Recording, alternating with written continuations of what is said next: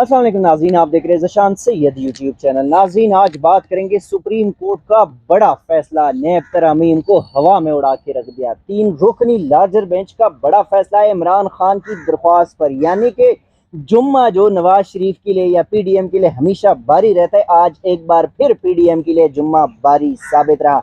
हमारे साथ मौजूद है senior court reporter Saeed Baloch साहब। वेलकम बलोच साहब, बताइएगा सुप्रीम कोर्ट ने आखिरकार सब कुछ अकॉर्ड पे छाड़ के रख दिया, नैब तरामीम का बनेगा क्या?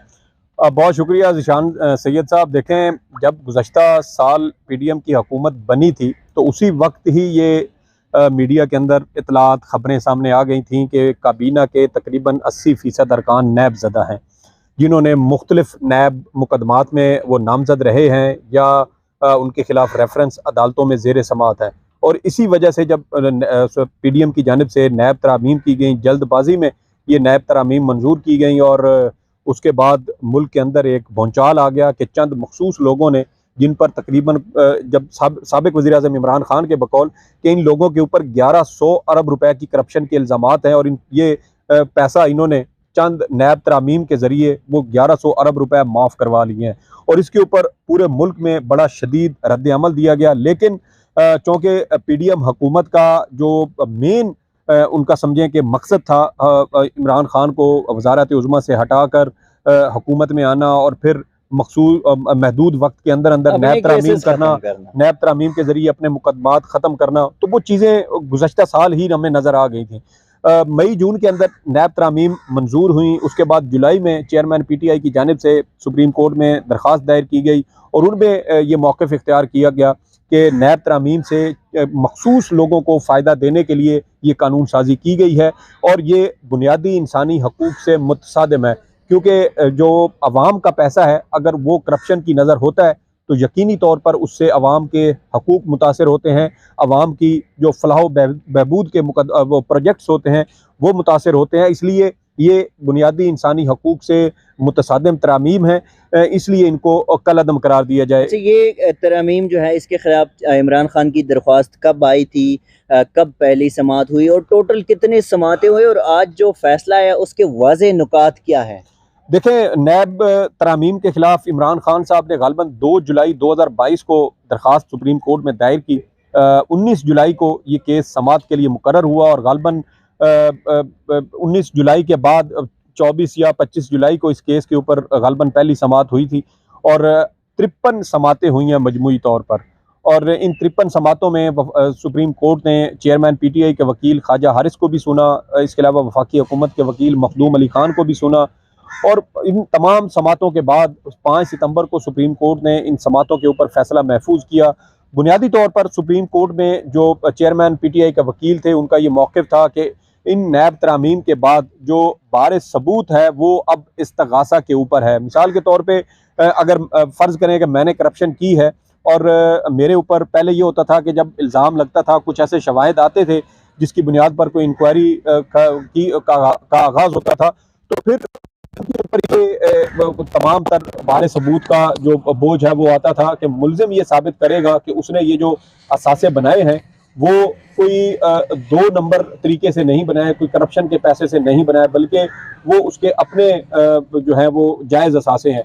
लेकिन इन नैब तरामीम के बाद ये हुआ कि नैब तरामीम के बाद अब बारे सबूत जो है वो इस्तगासा के ऊपर है। अब इस्तगासा अगर कहती है कि फलां शख्स के असासे उनकी आमदन से जायद हैं, तो फिर इस्तगासा ही ये साबित करेगी कि वो आमदन से जायद असासा जात हैं और उसके जायज़ आमदन से मुताबिकत नहीं रखते। इसके अलावा ख्वाजा हारिस का ये भी कहना था कि बेनामी दार की तारीफ तब्दील कर दी गई है।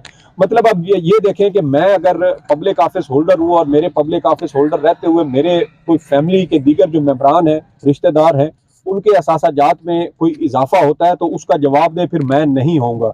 तो इस तरह की जब मुतनाज़ा तरामीम की गई, फिर आप ये देखें कि एक तरमीम ये भी की गई कि प्ली बारगेन के जरिए जो पैसा कोई मुल्जिम नैब के हवाले कर चुका हो। अब प्ली बारगेन क्या होता है कि प्ली बारगेन का मतलब ये लिया जाता है कि मुल्जिम इस बात को तस्लीम कर रहा है कि उसने करप्शन की है और वो उस करप्शन के पैसे में से 25% या 20% या 30% जो है वो उसका वो वापस करने को तैयार है और वो एक साथ की सूरत में वो वापस करेगा।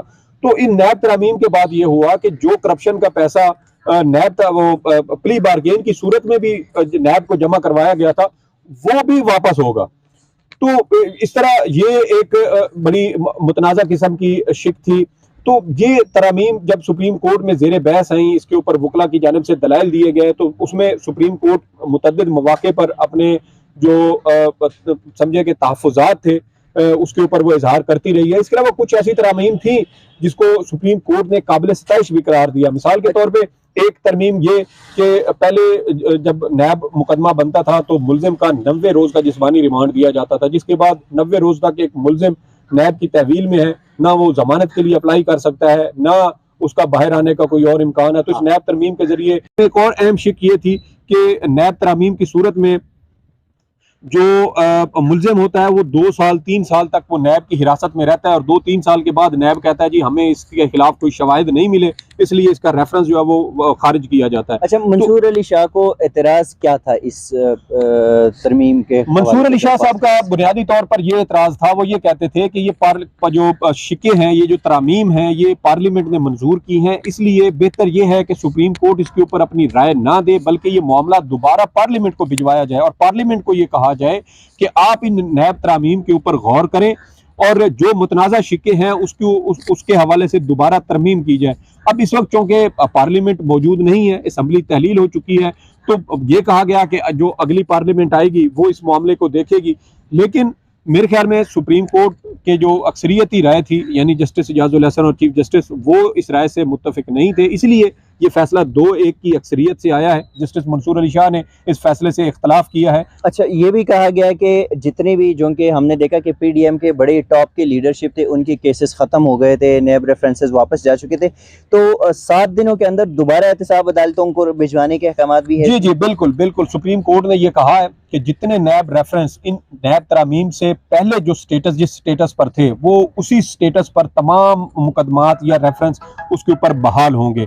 इसके अलावा सुप्रीम कोर्ट ने यह भी कहा है कि वो मुकदमात जो नैब अदालतों से नैब हेडक्वार्टर को वापस भिजवाए गए थे, वो मुकदमात भी अब दोबारा 7 रोज के अंदर नैब अदालतों को भिजवाए जाएं। इसके अलावा जो रिकॉर्ड वापस भिजवाया गया था नैब अदालतों की जानिब से, वो रिकॉर्ड भी दोबारा वापस नैब अदालतों को भिजवाया जाए और उन मुकदमात को बहाल किया जाए। तो ये बड़ी अहम ऑब्जर्वेशन है। अब आप देखें कि इन नैब जो अब आज फैसला आया है, इस फैसले के बाद बहुत सारे सियासतदान इस इन नैब तरामीम की जद में आएंगे, इस फैसले की जद में आएंगे। उसकी वजह यह है यानी कि हम फिर से वही कहेंगे कि पीडीएम के लिए फिर से जुम्मा भारी हो गया। जी, जुम्मा भारी हो गया। उसकी वजह यह है कि कुछ 403 के करीब रेफरेंसेस वापस हुए थे। हाँ। और उन 403 रेफरेंसेस में 137 रेफरेंस ऐसे थे जो 50 करोड़ से जायद की करप्शन पर मुश्तमिल थे, और दीगर कोई 266 के करीब मुकदमात या रेफरेंस वो 50 करोड़ की करप्शन से नीचे के थे। तो ये बड़ी अहम बात है। और सबसे बड़ी बात इसमें देखें कि चेयरमैन पीटीआई, जिनके ऊपर अलकादिर ट्रस्ट केस की तलवार लटक रही है, उसके अलावा तोशाखाना केस की तलवार उनके ऊपर लटक रही है, उसके बावजूद उन्होंने कहा कि मैं नैब तरामीम से फ़ायदा नहीं लेना चाहता और इन नैब तरामीम को कलअदम करार दिया जाए। तो मेरे ख्याल में ये सियासी तौर पर इमरान खान की बहुत बड़ी कामयाबी है कि वो खुद इन मुकदमात की जद में होते हुए, नैब की जद में होते हुए, उन्होंने इन नैब तरामीम की उन्होंने मुखालफत की और कहा कि इनको कलअदम करार दिया जाए। और आज सुप्रीम कोर्ट ने उनकी इस इस्तदा को मंजूर करते हुए, जो ब्यूरोक्रेसी के हवाले से एक शिक थी कि ब्यूरोक्रेसी के हवाले से जो एक खदशात पाए जाते थे, और सुप्रीम कोर्ट ने करार दिया कि ब्यूरोक्रेसी की जो फैसले लिए जाएंगे वो नैब की जद में नहीं आएंगे। तो उस शिक को सुप्रीम कोर्ट ने बरकरार रखा है, क्योंकि ब्यूरोक्रेसी के अंदर ये डर खौफ था कि जब कोई मंसूबा शुरू किया जाता था तो उसको लटकाने के लिए कमेटी के सामने भेज दिया जाता था, जिसकी वजह से वो ताखीर का शिकार होता था, क्योंकि ब्यूरोक्रेट इस खौफ में रहते थे और अगले चंद रोज में या अगले चंद माह में इसके ऊपर कोई नैब का रेफरेंस बनता है तो फिर हम उसके जो है वो रेडार पर आ जाएंगे। तो अब सुप्रीम कोर्ट ने ब्यूरोक्रेसी के खदशात को खत्म कर दिया, लेकिन पब्लिक ऑफिस होल्डर्स के खिलाफ जितने भी नैब रेफरेंसेस थे वो सारे बहाल हो गए हैं। शुक्रिया सईद बलूच साहब। जी नाज़रीन, एक बार फिर से यही कहेंगे कि पीडीएम के लिए जो जुम्मा था वो भारी पड़ गया। सुप्रीम कोर्ट का ये बड़ा फैसला था। Umar Ata Bandial, chief justice of Pakistan का आज लास्ट वर्किंग डे, और लास्ट वर्किंग डे पे उनका इस किस्म का बड़ा फैसला जो है ये एक बेहतरीन फैसला हम कह सकते हैं। नाज़रीन, अब तक के लिए इतना, इसी किस्म की चीज़ें आपके साथ शेयर करते रहेंगे। तब तक के दीजिएगा इजाज़त। अल्लाह हाफिज़।